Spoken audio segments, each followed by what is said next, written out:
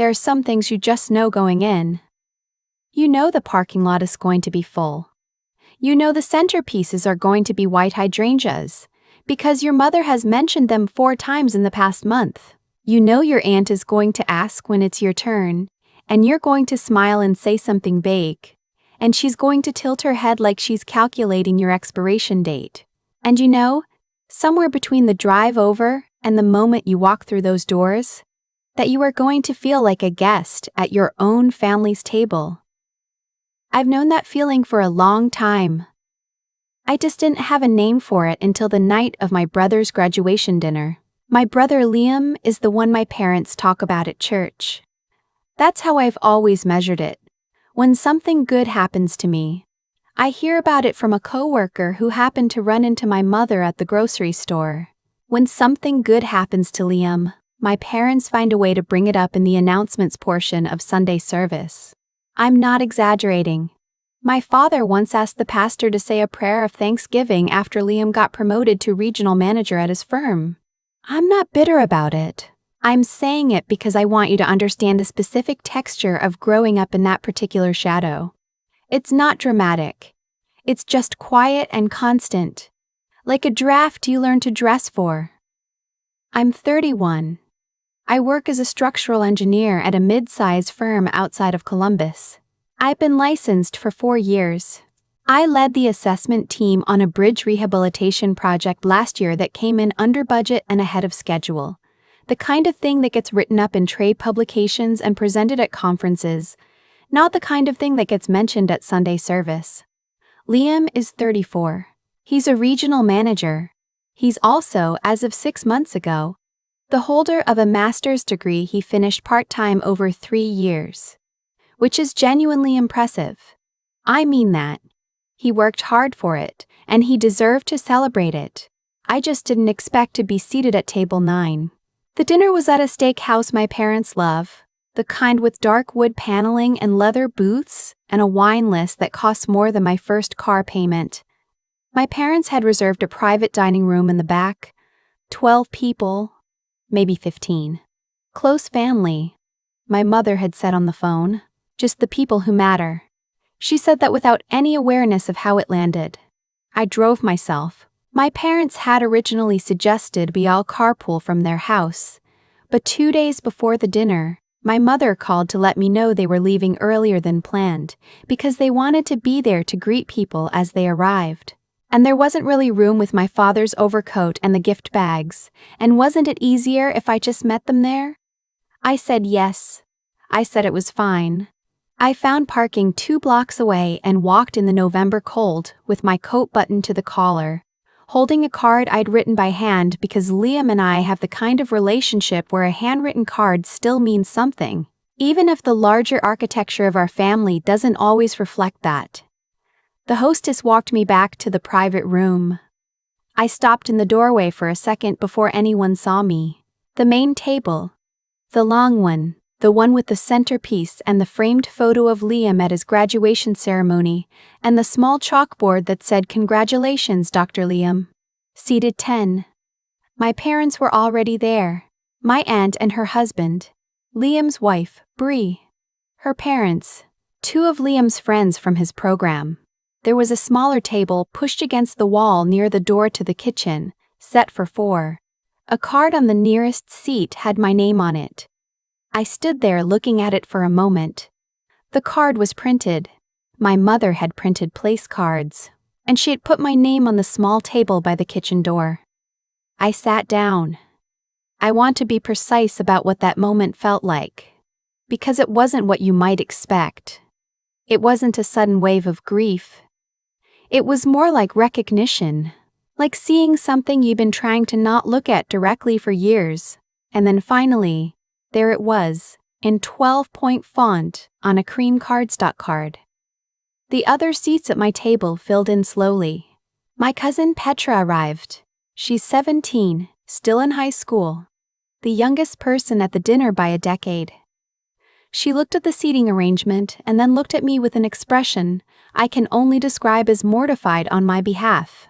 She sat down next to me without saying anything and put her phone face down on the table, which, from a 17-year-old, is a gesture of remarkable solidarity. A man I didn't recognize took the seat across from me sometime around when the breadbasket arrived. He was maybe 60, silver-haired, wearing a blazer over a flannel shirt, the kind of outfit that says I'm successful enough to stop dressing to prove it. He introduced himself as a colleague of my father's from his engineering firm, retired now, but they'd worked together for 15 years. His name was Gordon. I introduced myself. I told him I was Liam's sister. He said, "Oh, you're the structural engineer." I said yes, a little surprised.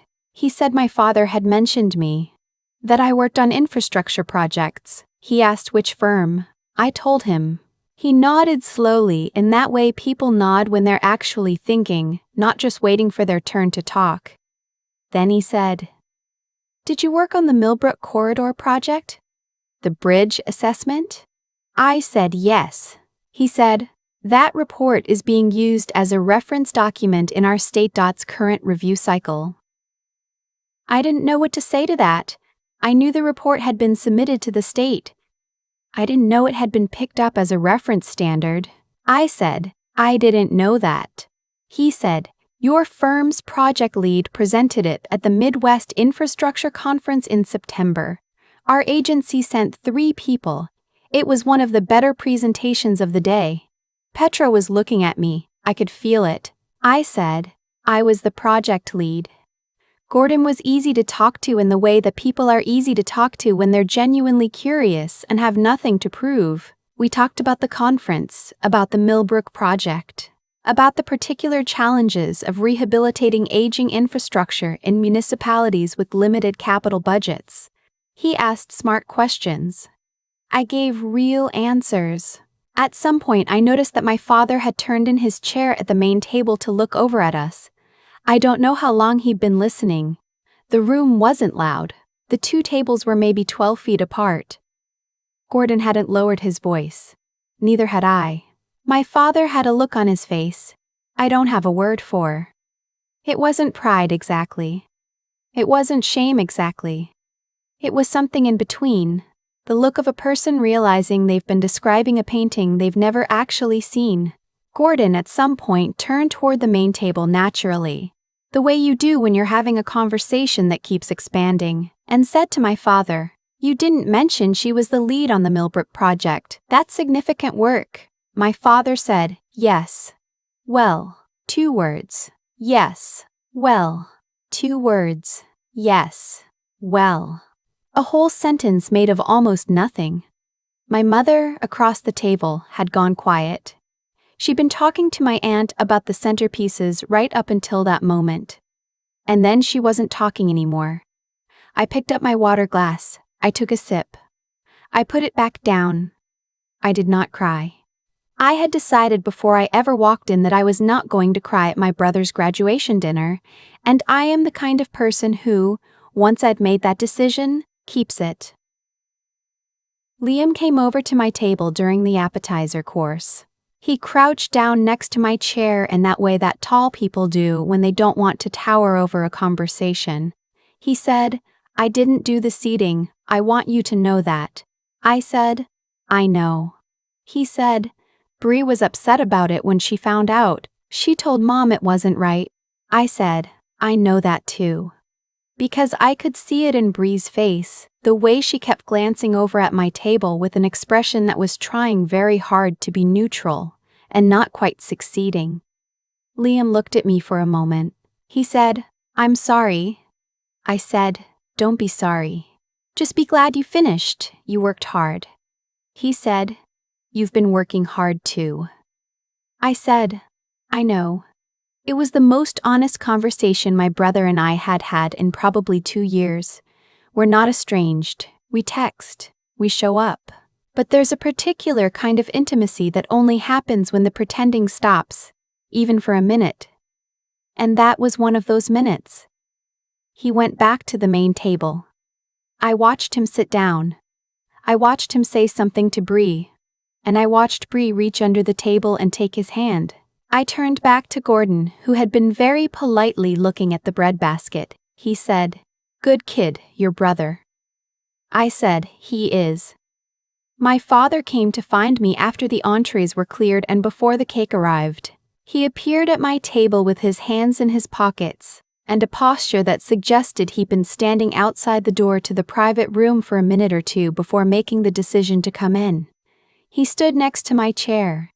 He didn't sit down. Gordon had excused himself a few minutes earlier, a kind exit, giving the room to whatever this was going to be. My father said, "I didn't realize the Milbert project had gotten that kind of attention." I said, "It's been out for about 8 months." He said, "You didn't mention it."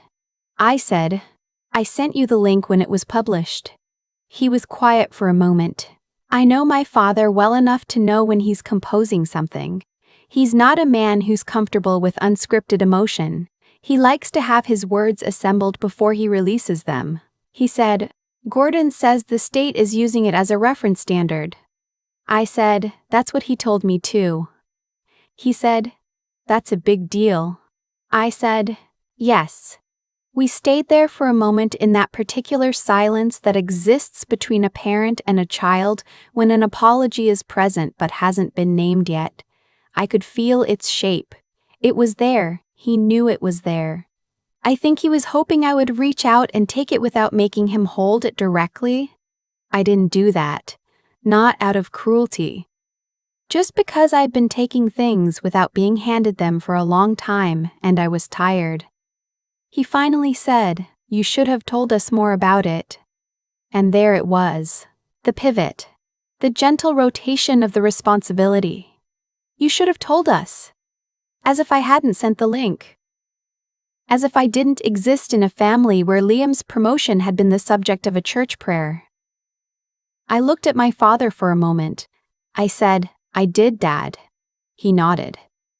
Just once. And then he said, "The cake is coming out soon," and walked back to the main table. The cake was white with gold lettering. "Dr. Liam. We're proud of you." Everyone gathered around for the photo.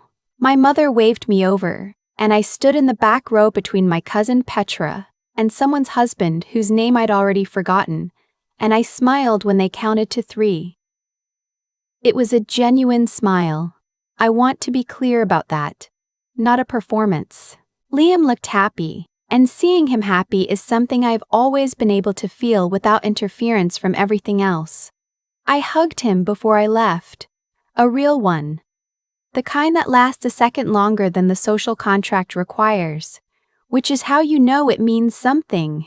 He said in my ear, "Come over for dinner next week, just us." I said I would. I said goodbye to my parents. My mother hugged me and said I looked nice. She said it the way you say it when you've been saying it since someone was 12 and haven't updated the template since.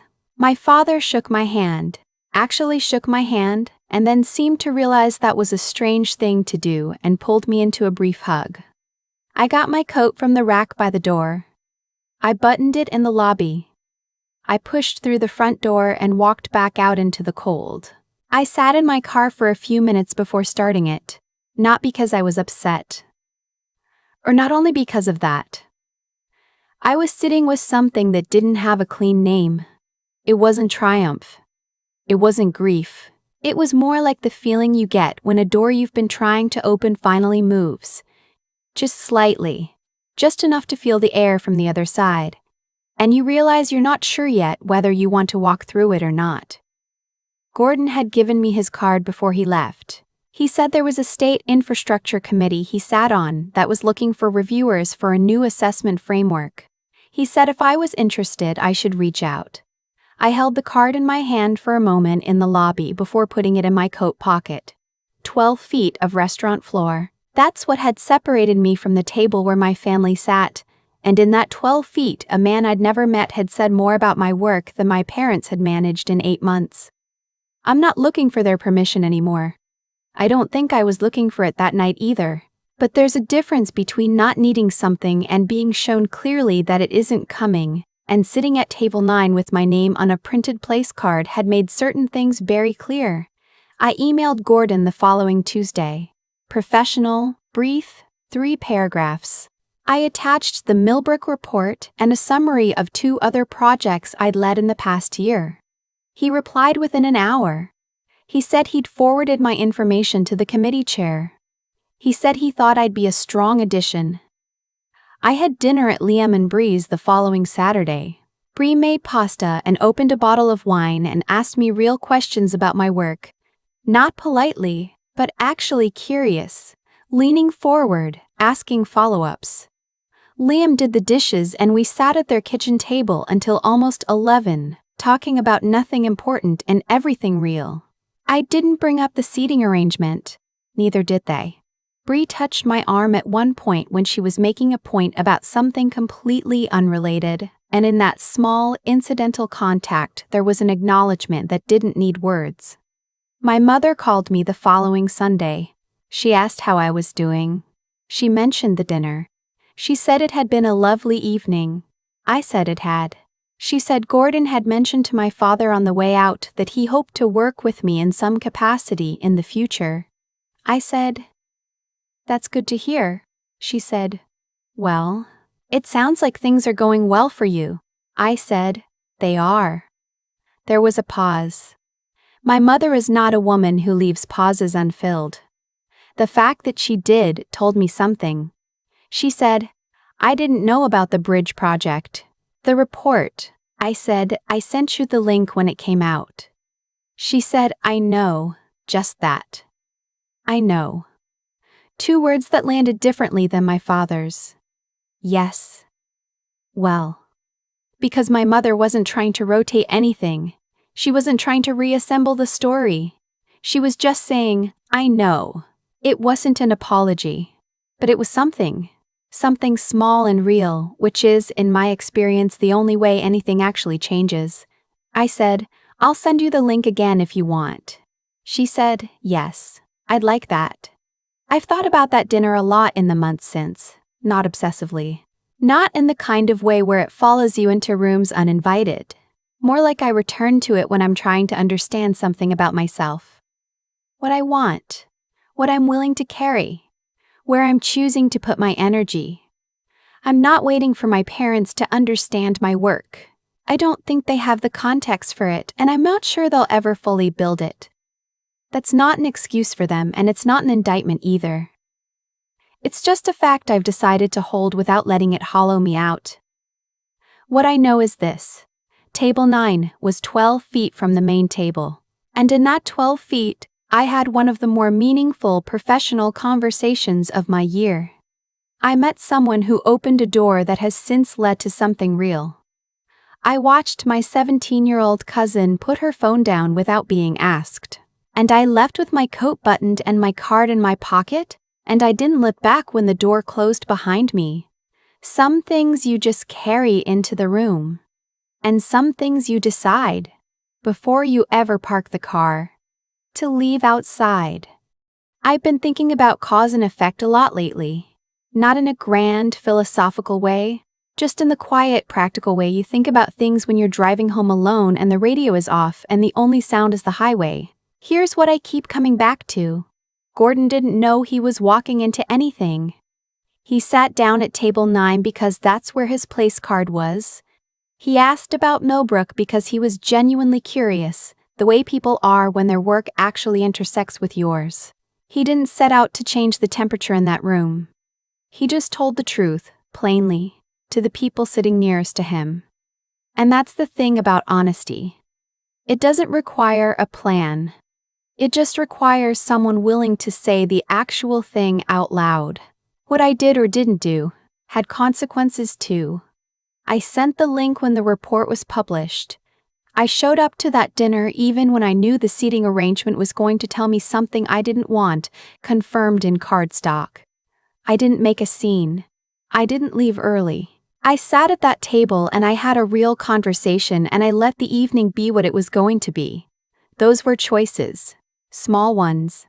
The kind that don't feel significant in the moment. But they accumulated into something. My father's, yes. Well, that was a consequence too. Not a punishment for anything, just the natural result of a man confronting a gap between the story he'd been telling and the one that was actually true. He'd been holding an old version of me, and Gordon handed him the current one, and for a second you could see him recalibrating. That's not nothing.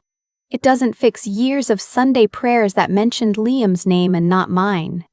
But it's a crack in something, and cracks matter. What I've learned, and this took longer than I'd like to admit, is that integrity isn't something you perform for the people who aren't watching.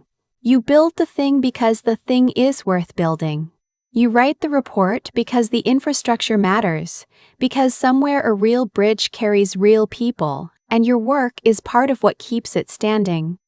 The recognition, when it comes, arrives as a side effect. And if it never comes from the people you hoped it would, it still comes from the work itself. Petra put her phone down. That's small.